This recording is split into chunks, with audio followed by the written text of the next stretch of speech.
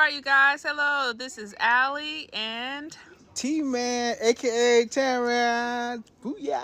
and this is The Life with the Lasanes. Yeah. First, remember to like and subscribe this video down below wherever you like and subscribe. Okay, we're trying to get some followers, trying to get up there, you guys. Okay, so on this video, we're going to talk about our very first man overboard incident on a Carnival cruise. So this was on the Carnival Victory in 2019.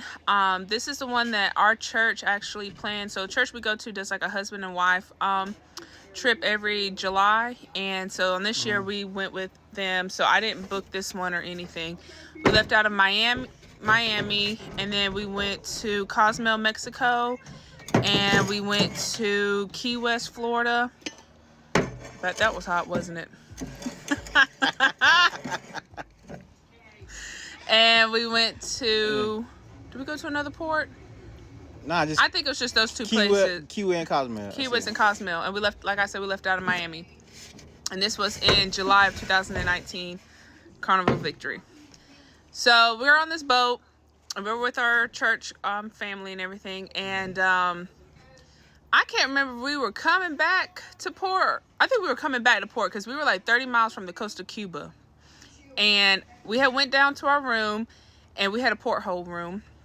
And I believe I was going to take a nap.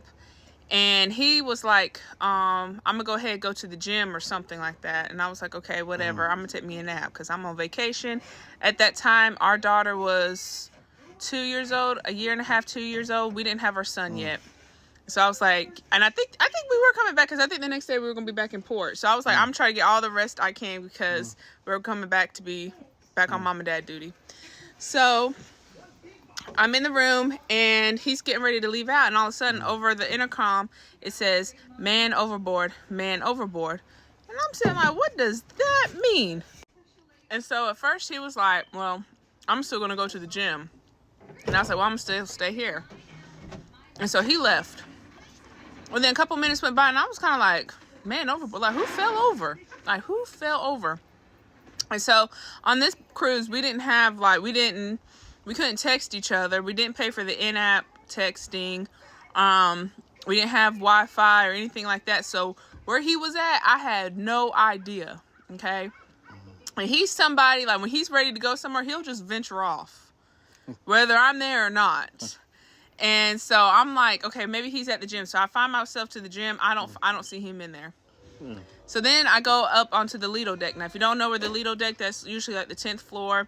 That's where the pool is. Like Guy's Burger, Blue Iguana, things like that. And so I go out there and I see everybody's like lining up against the, what do you call those? The rails. Yeah, the railway or whatever, looking overboard. And I see some people there from our church. And I asked them, like, what happened? What happened? And this one lady was like, I heard somebody got into a fight in the casino. And then they brought it out here. And then the one guy pushed the guy overboard. And I was like, oh, my God. And at this point, they had already launched lifeboats. They had stopped the boat. They had dropped anchor and all those things. And like I said, we were 30 miles from the coast of Cuba. And so I was like, oh, my God, oh, my God. And everybody's trying to look over.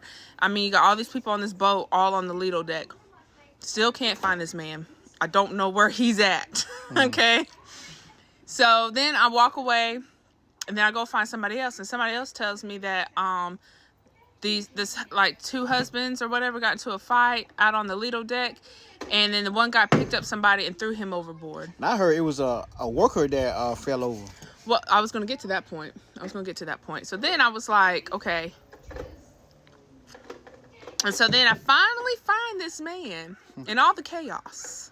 And I'm looking overboard. yeah, he's over there looking, trying to see if he can find somebody. Everybody's looking. Yeah. And he comes back, and at this point, they're kind of like saying that it was a worker at that point who fell overboard. Yeah. And we were out there for like 3 hours waiting, because I guess they had to wait for the Coast Guard or the U.S. Navy, or they had to wait for all kind of people to come to, like, I guess release us or whatever. But we were out there for a good hot minute. But what didn't stop, nothing stopped on that Carnival boat. They still did all their activities. Had their party lines out on the Lido deck. there was people working and people walking real back and forth real fast and stuff like the in their white jumpsuits and things like that, like the engineers and stuff on the boat. But yeah, well then when we they finally released us and we made it back to port the next day. As soon as we got to port, there was firemen, police officers, all that coming onto the boat, and apparently it was a worker. And from what I heard was that he was like trying to clean something off the side of the... Now, if you've ever been on a boat on one of these massive cruise ships, it's very, very hard to just purposefully fall overboard. Like, you have to... Somebody's got to push you, pick you up, or you're going to have to, like, force yourself off. But I guess he was trying to clean something and he wasn't properly harnessed in his whatever it was that he was supposed to be in, and he slipped and he fell, and I don't think they ever found him, to be honest with you. I think he was from India, so RIP to him. That was sad.